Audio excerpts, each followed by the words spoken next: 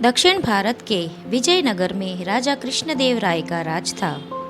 एक बार विजयनगर में चूहों ने बहुत ही तबाही मचाई, जिससे पूरी प्रजा परेशान थी, क्योंकि चूहे आए दिन किसी के कपड़े कुतर जाते तो किसी की फसल और अनाज को नुकसान पहुंचाते थे। इससे परेशान होकर एक दिन पूरी प्रजा राजा के पास दरबार में पहुंची और उनकी समस्या दूर करने की प्रार्थना की। प्रजा के मुखिया ने राजा को कहा कि महाराज, हमें चूहों के आतंक से मुक्ति दिलाइए। हम इन चूहों के आतंक से बहुत ही तंग आ चुके हैं। मुखिया की बात सुनकर राजा ने आदेश दिया कि हर घर में एक बिल्ली पाली जाए और उसकी देखभाल की जाए। बिल्लियों की देखभाल के लिए उन्होंने हर घर में एक गाय भी दे दी। महाराज ने तेनालीराम को भी एक बिल्ली और एक गाय दी। बिल्लियों के आने से चूहे कुछ ही दिनों में भाग गए और गायों का दूध पीकर बिल्लियां भी मोटी हो गई। अब प्रजा के सामने बस एक ही समस्या थी कि समय से बिल्लियों को दूध दिया जाए और गायों का पालन किया जाए।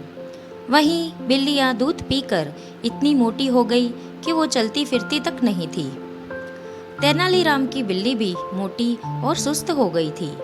वह अपनी जगह से हिलती भी नहीं थी। एक दिन बिल्ली के आलसी पने से परेशान होकर तेनालीराम ने एक योजना सोची।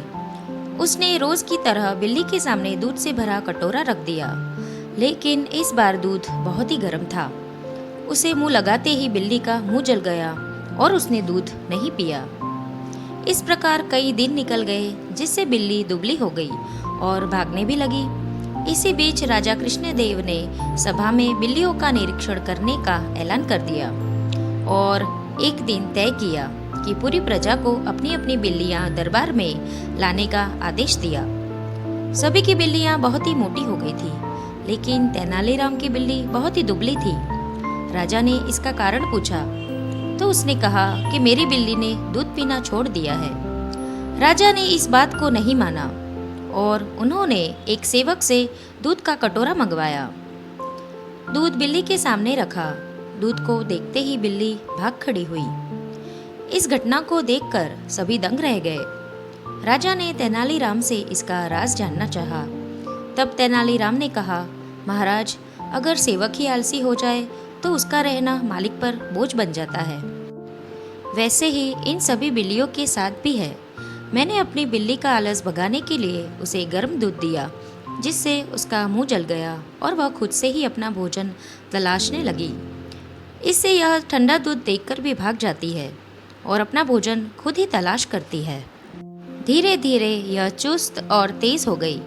ठीक ऐसे ही मालिक को अपने सेवक के साथ करना चाहिए और उसे आलसी नहीं बनने देना चाहिए। तेनालीराम की बात राजा को पसंद आ गई और खुश होकर राजा ने तेनालीराम को इनाम दिया।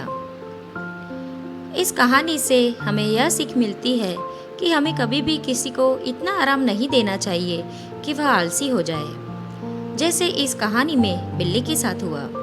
साथ ही मेहनत करने वाले की सभी कद्र करते हैं।